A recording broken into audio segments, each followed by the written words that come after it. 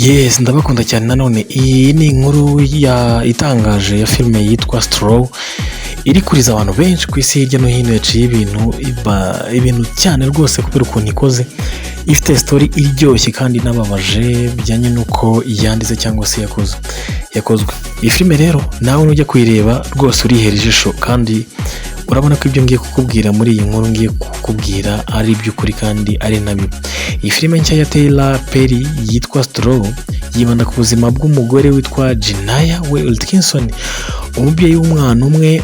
Iyi ni inkuru ivuga ku buryo isi ishobora gutera umuntu gucika intege no kugwa mu byaha kubera igitutu cy'ubuzima arimo ako kanya, ari nabyo uyu mugore Jinaya asa naho yahuye nabyo muri iyi filime. Jinaya cyangwa se Jania, uyu mugore yahuye n'ibibazo byinshi bigiye bitandukanye muri iyi filime tugiye kugarukaho, ndetse atakaza icyerekezo cy'ukuri, yewe ni byemewe n'amategeko rwose, ajya hasi anitera n'icyizere ku buryo yahindutse nk'umusazi, buri muntu wese akamureba nk'umusazi. Iyi filime gusa cyangwa se iyi nkuru ndayivuga mu ncamake kugira ngo nawe nigutera amatsiko uzajye kuyireba.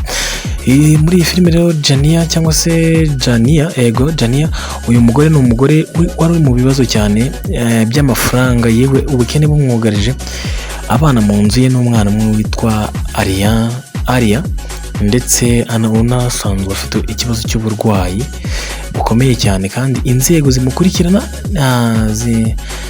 ntiziba zinashaka no kumwitaho. Mu gihe yageragezaga kubona umushahara we wa nyuma, byarangiye bidakunze, hanyuma aza gushwana na sebuja umukoresha cyangwa se umukoresha we, agerageza kumwaka amafaranga, anamusezerera.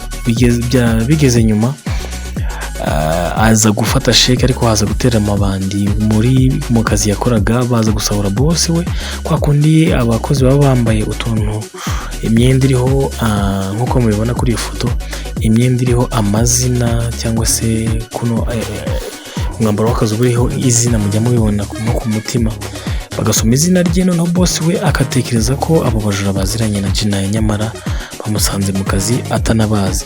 Noneho bagerageza kumwambura amafaranga, Jinaya kubera ibibazo by'ubukene afite, bigasaba nawe agafata umwanzuro kugira ngo ayatware.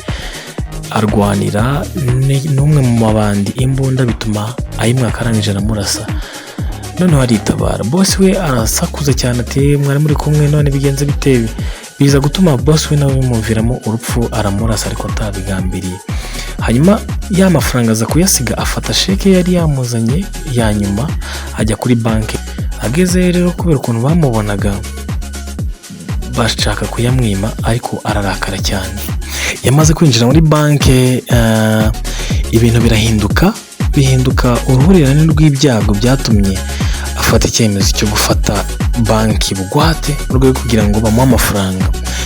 Icyagaragaye mu gihe filime yarangiraga ni uko byinshi mu bya Jinaya yabonaga byari ibyo yihimbira cyangwa se iby'amayobera. Umwana we Aria yapfuye umunsi wabanje, ariko Jinaya yabayeho nk'aho akiri muzima kubera ihungabana ryo mu mutwe, bikagaragara ko yari yacitse intege burundu, ndetse afite n'ihungabana rikomeye cyane.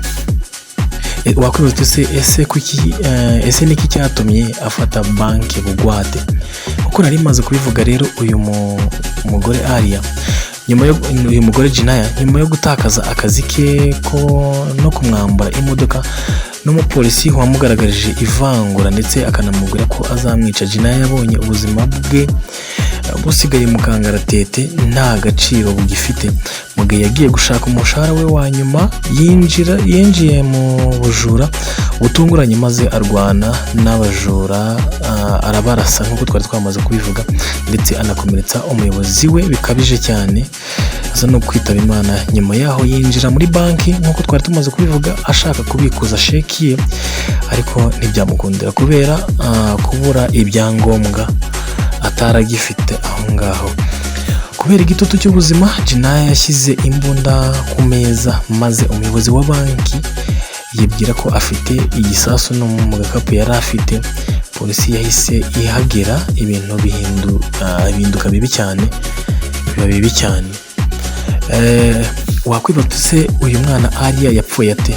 Umwana w'uyu mugore Jinaya, nyuma y'imirwano nyina wa Jinaya yamuhamagaye amubwira inkuru y'incamugongo. Amubwira ko Aria ku munsi wabanje yazize uburwayi akitaba Imana. Mu by'ukuri ibyo Jinaya yabonaga byose byari ibyo yihimbiraga kubera akababaro ndengakamere yari yagize. Muri make ntabwo byari byabayeho, mu mutwe yari asa naho atameze neza rwose. Taraji P Henson wakinnye ari Jinaya yavuze ko nabwo nawe byamutunguye ubwo yasomaga umwimerere w'inkuru, ndetse byamufashije gusobanukirwa uburyo umuntu ashobora guhakana urupfu rw'umuntu akunda akarwana ngo babone uko yiyakira. Iherezo ry'inkuru se wakwibaza ngo riri hehe? Igihe polisi yari igiye kumurasa rero agisohoka cyangwa se akiri muri banki, umuyobozi wa banki yaramwegereye cyangwa se manager yaramwegereye amwumvisha ko agomba guhagarika ibyo bikorwa, aho yamusabye kureka imbunda, maze Jinaya arabyemera ko abanza gusaba ko wa mupolisi wari wamugaragaje ivangura ushaka kumwica yamujyana kure. Yemera gutabwa muri yombi. Mu gihe yasohorwaga muri banki yasanze ikivunge cy'abantu bari hanze bamushyigikiye baririmba ngo murekure Jinaya cyangwa se free Jinaya. Ariko se koko icyo kivunge cyari gihari cyangwa ni izindi nzozi Jinaya yihimbiye kugira ngo atwikire ububabare bwe? Filime yasigiye umurebyi mu rujijo, ibibazo byinshi bisigara byibazwa bitasubijwe.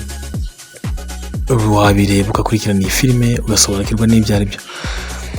Ubutumwa rero buri muri iyi filime, umwanditsi w'iyi filime Tyler Perry yakomoje ku buryo sosiyete ishobora kwirengagiza abantu bari mu kaga aho bakundwa cyangwa bahabwa agaciro ari uko bibaye ikibazo rusange.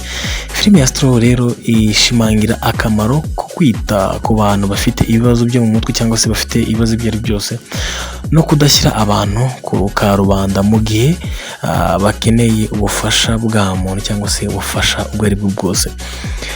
Nshobora kuba rero iyi filime cyangwa se iyi nkuru nyibaze mu buryo buvunaguye cyangwa butarambuye neza, cyangwa nkaba ntagiye nyikurikiranye uko imeze. Gusa icyo nashaka kukubwira ni uko iyi filime yaciye ibintu kandi ifite ubutumwa bukomeye cyane, bityo nkaba nanjye nagira icyo nyivugaho mbwira abantu bari buze gukurikirana iyi nkuru ndetse n'abandi muri rusange. Ni byiza ko twita ku bantu bijyanye n'ibibazo bafite, tukasobanukirwa uko dukwiriye kubitaho, kuko ushobora kwirengagiza umuntu mu by'ukuri afite ikibazo gikomeye kandi biri ngombwa ko umwitaho ukaba wagira icyo umufasha, bidasabye ngo umwiteho gusa ari uko yageze mu kaga cyangwa se byasabye kugira ibyo yangiza, nyamara mu by'ukuri bitagakwiye kugera kuri urwo rugero rukomeye cyane rutari sawa. Ngaho nguko rero nuko iyo filime ihagaze, muze kwihera ijisho kandi baryohere.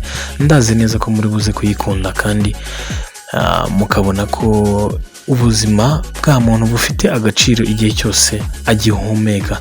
Ngaho nguko rero ndabashimira cyane buri wese wamaze ukanda subscribe, like, share ndetse na comment, utibagirwa kubikora ibi byose mvuze, akagerageza kubana natwe umunsi ku wundi. N'ibitekerezo byanyu bari ingenzi kuri twebwe. Wowe mushyashya wibuke gukanda subscribe, dukomeze kubana muri byose. Ciao ciao.